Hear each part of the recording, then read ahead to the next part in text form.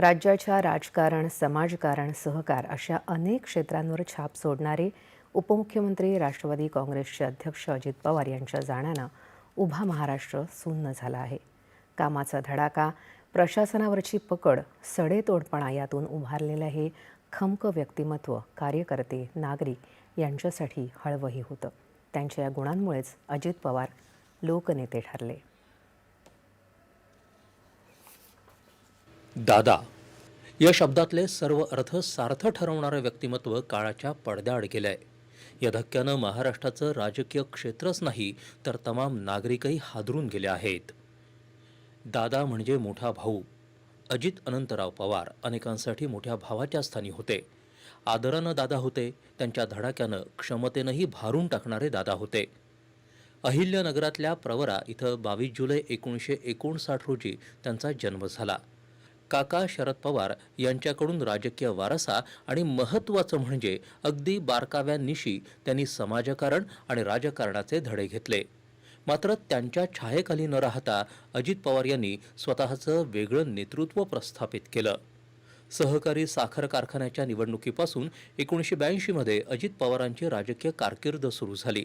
तिथून त्यांनी मागे वळून पाहिलंच नाही. दूध संघ, विविध सहकारी संस्था, पतसंस्था, त्यांचा कामाचा धडाका झपाटा अवाक करणारा होता. 1991 मध्ये ते लोकसभेवर निवडून गेले. मात्र त्यांचं मन रमायचं ते महाराष्ट्रातच. बारामतीत त्यांनी अत्यंत कष्टानं अनेक संस्था, व्यवस्था उभ्या करून बारामती तालुक्याचा कायापालट केला. पुढे त्यांनी बारामतीतून 7 वेळा विधानसभा लढवली. बारामतीकरांच्या अलोट प्रेमामुळे ते नावाप्रमाणेच अजित राहिले. ग्रामीण भागाची जाण, तिथल्या लोकांशी मनापासून जोडलं जाणं यामुळे लोकनेता म्हणून ते लाडके ठरले. तब्बल 6 वेळा त्यांनी राज्याचं उपमुख्यमंत्रीपद भूषवलं. मुख्यमंत्री कोणीही असले तरी उपमुख्यमंत्रीपद दादांसाठी फिक्स असं त्यांच्याबद्दल गमतीनं बोललं जायचं. ऊर्जा मंत्री म्हणून अजितदादांनी महाराष्ट्रात नवी शिस्त आणली. कुणालाही फुकट ऊर्जा मिळणार नाही, ऊर्जा चोरी होऊ देणार नाही अशी रोखठोक भूमिका त्यांनी घेतली. अनेक नव्या उपाययोजना राबवून राज्यातलं भारनियमन संपवलं. कोणत्याही गोष्टीतली त्यांची कार्यक्षमता झपाटून टाकणारी होती. अर्थमंत्रीपदासह अनेक महत्त्वाची खाती समर्थपणे सांभाळली. राज्यात 11 वेळा अर्थसंकल्प मांडण्याचा विक्रम त्यांनी केला. पैशाचं सोंग आणता येत नाही या तत्त्वज्ञानावर त्यांचा ठाम विश्वास होता.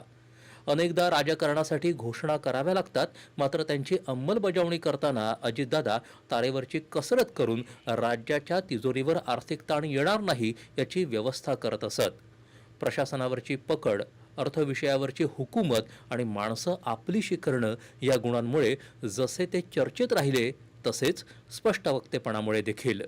मोकळ्या ढाकळ्या ग्रामीण लहेजात एखादा उणा शब्द गेला तर कबुली द्यायला ते कधी कचरले नाहीत की कितीही जवळचा माणूस असो, पटत नसेल तर त्याबद्दल स्पष्ट बोलायलाही. एकदा शब्द दिला की काम होणारच ही त्यांची महाराष्ट्रभरात झालेली ओळख. अनेक वाद, आरोप यांनी त्यांच्या राजकीय आयुष्यात अनेक चढ-उतार आले. 2019 मध्ये देवेंद्र फडणवीस यांच्यासोबत सकाळी झालेला शपथविधी, त्यानंतर पुन्हा मागे फिरणं, 2022 मध्ये पुन्हा एकदा राष्ट्रवादी काँग्रेसचा मोठा भाग घेऊन महाराष्ट्राचे उपमुख्यमंत्री म्हणून घेतलेली शपथ अशा सगळ्या वेळी त्यांच्यावर बरीच टीका झाली.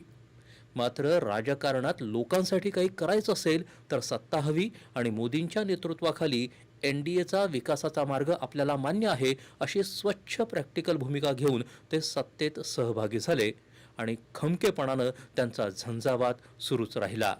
राष्ट्रवादी पक्षाचं अध्यक्षपद मिळाल्यानंतरही त्यांचं कुटुंबाबरोबरचं भावनिक नातं कायम राहिलं. अजितदादा ग्रामीण राजकारणातले दादा होते, मात्र त्यांनी तिथं असभ्यता येऊ दिली नाही. कुणाबद्दलही अपशब्द उच्चारला नाही. असंस्कृत भाषा बोलणाऱ्यांना तिथल्या तिथं समज दिली. त्यामुळेच राजकीय विरोधक अनेक असले तरी वैयक्तिक आयुष्यात अजितदादा अजातशत्रू राहिले. त्यांच्या जाण्यानं व्यक्त होणारी हळहळ त्याचंच द्योतक. अजित पवार यांना सह्याद्री वाहिनीची आदरांजली.